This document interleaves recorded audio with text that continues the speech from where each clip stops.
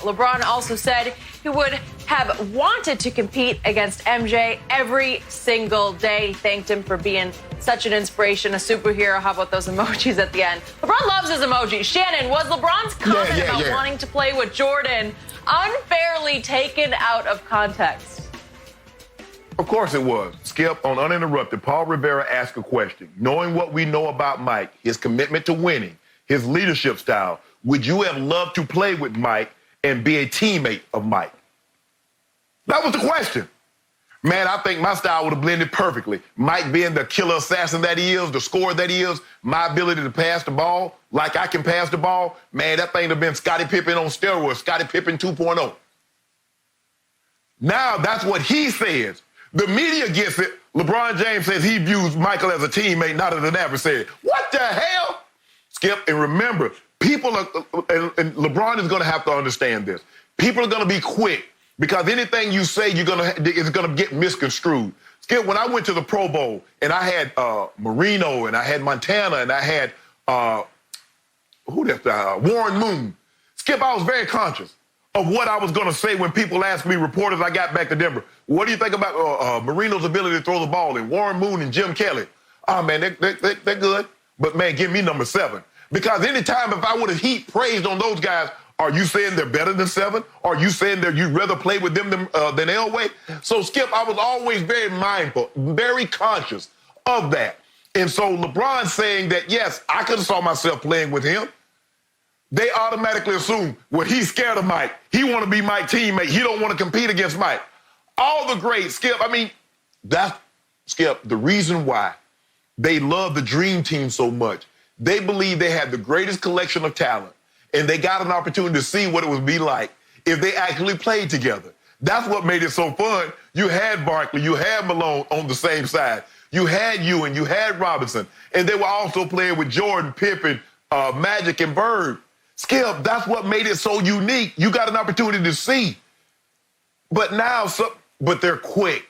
Because now if you say LeBron views Mike as a teammate as opposed to an adversary, now you automatically put LeBron below Michael Jordan because he doesn't want to compete. And he never said that.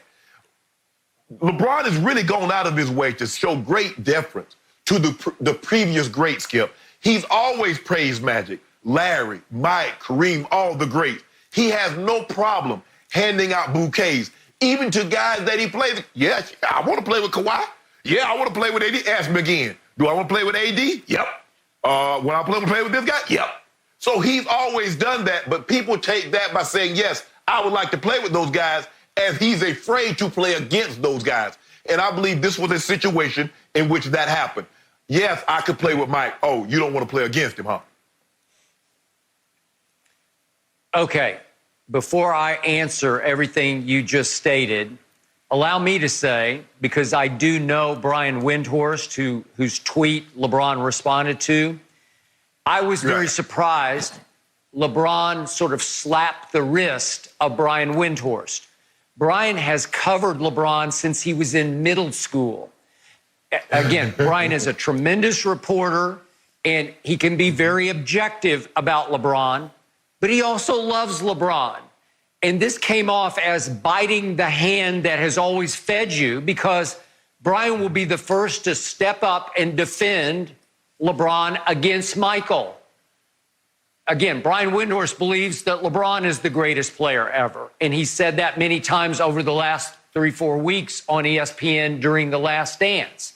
So it shocked me that all of a sudden LeBron would rise up and say, bam, to Windy, as we call him. You do that to him. Yeah. You'd slap him. Not only did you slap him on the wrist, you kind of just slapped him right across the face. No, you can't do that to me. Okay, now, to answer this question, to start with, Shannon Sharpe, I'm going to use your favorite line against you. Two things can be true. Two things can be true. How many times have you said that? Okay, in this case, two things were true. Number one, you're right. When asked about playing against Michael Jordan, yes, LeBron said, oh, I would love to have played against him. And he went on and on. I'd love to have played against Magic and Bird and all the rest. You're right. I give you that. Right. But when he was handed the softball question of how would it have been, however you want to phrase it, to play with him, it was clear to me that LeBron has thought about what it would be like, because he went into a soliloquy about how great it would have been to play with him, because, as I told you yesterday, that's the first time I've completely agreed with what LeBron assessed, which was my game would have fit perfectly with his. He was an assassin. Yes, he was. Cold-blooded killer. Attack, score. And LeBron, obviously, his nature, he was born passing the basketball. He's still the best passer in basketball. His nature is to pass first, even though he's obviously one of the great all-time scorers of the basketball. He's an even better passer. So his nature would blend beautifully with Michael's, because he would want to facilitate and help Michael do what he does greatest. Okay? So he went on and on to the point that he brought up that Scottie Pippen was one of his favorite players growing up in Akron. Right. He saw himself as Scottie because Scottie was also a point forward, a 6'7" passer who could help facilitate number 23, the original 23. Right. So he identifies with Scottie, and then I told you about the quote in Rick Bucher's piece in Bleacher Report about where one of the unnamed executives had said, yeah, LeBron would have been Scottie on steroids. Well, he would have been. Right. He would have been the greatest Robin in the history of basketball. And to me, I told you yesterday, the mere fact that LeBron would acknowledge this and display a depth of passion, emotion, and sort of command of this topic that he had thought about it disqualifies him from the GOAT debate, because he's saying, yeah, that would have been great.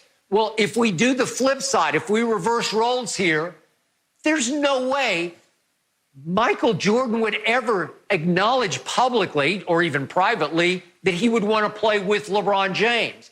The truth was, Michael didn't want to play with anybody. He barely tolerated Scottie and Rodman and Kukoc and all the rest, those spare parts, Steve Kerr and Judd Buechler, all of them. He knew that the rules forced him to have four other guys on the court. I think he wanted to go out by himself. The one area I give Phil Jackson credit for was it was sort of like Gladys Knight and the Pips. It was basically Michael and the Pips, as in Pippen and the rest, until Phil finally got it through Michael's head. You have to utilize your teammates to win championships. It requires five. You need little contributions from four other people to get you to the biggest prize, which is to be able to cradle that trophy and cry over it. Larry O'Brien. He finally figured that out, the Larry O'Brien in 1991. So the point is that Michael, the only quotes I've ever seen from Michael Jeffrey Jordan about LeBron were in the 2015 ESPN The Magazine piece, in which he acknowledged that he was thinking about how to stop LeBron. He had watched him carefully via TV, and he had decided that when LeBron goes left, he likes to mostly pull up. When he goes right, he wants to freight train, and he's going to attack the basket more when he goes right. And Michael's saying he's so much bigger than I am, 6'6" versus 6'9", 215-ish versus 260, that Michael said, I can't let him get to the right hand, so I'm going to make him go left all night long.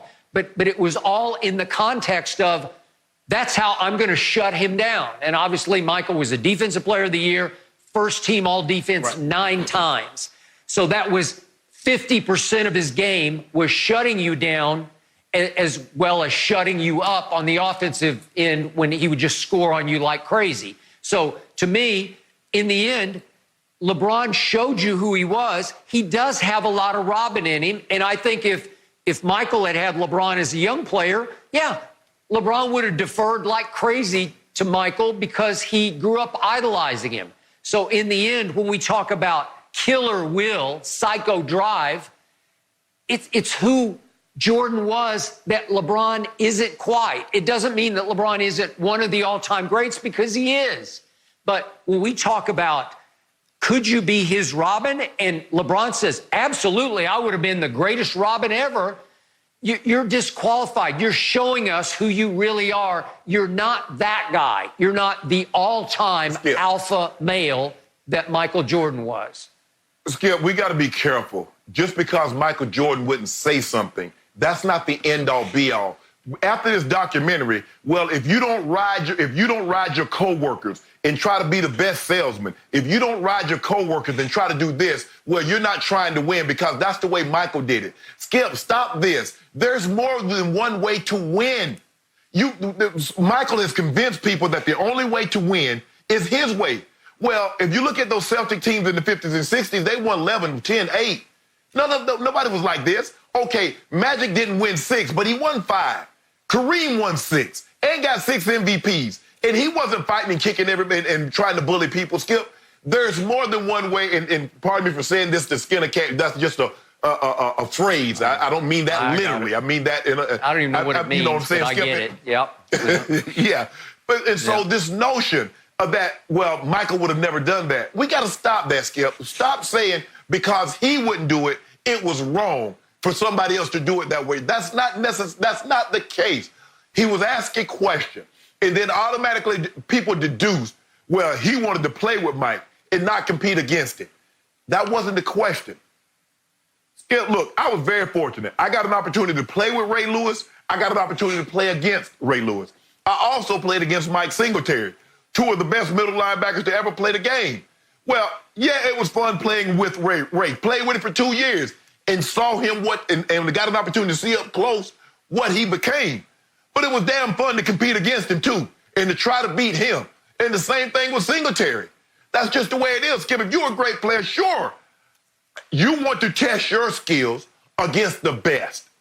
But knowing that, hey, if we don't score 20 points today, we can still win this game because y'all not going to score any, or we can just score 10 and we going to win the ball game. That was a great luxury to have also, Skip. So let's not, every time LeBron says something, try to parse his words to try to make him look weak. I'm not parsing. He spilled. He went on and on and on. It wasn't just one sentence that was kind of cryptic or hazy or maybe not. Yes. He gushed. Yes.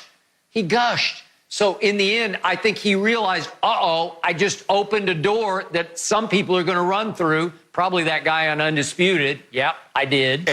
And now said, that And so he said, Wendy, you can't do that to me. Skip, and now that lends even more credibility to guys in this era not being able to play with Mike and his style not working. Because why? They're not going to want to play second fiddle to Michael Jordan. You see what I'm talking about now? You just put it out there crystal clear. Michael Jordan's style wouldn't work today. You know why? Because these guys want to be entities of themselves. They don't want to play second fiddle to Michael Jordan. Thank you for clarifying that, because you wanted to make it seem that Michael Jordan's style would work in any era, and you just verbalized that it wouldn't, because guys now want to be that in and of themselves. Thank you, Skip. Thank you for watching. You can subscribe here to get the latest from the show, and be sure to check out more of the best clips from Undisputed, or go watch a few other segments from our other shows on FS1.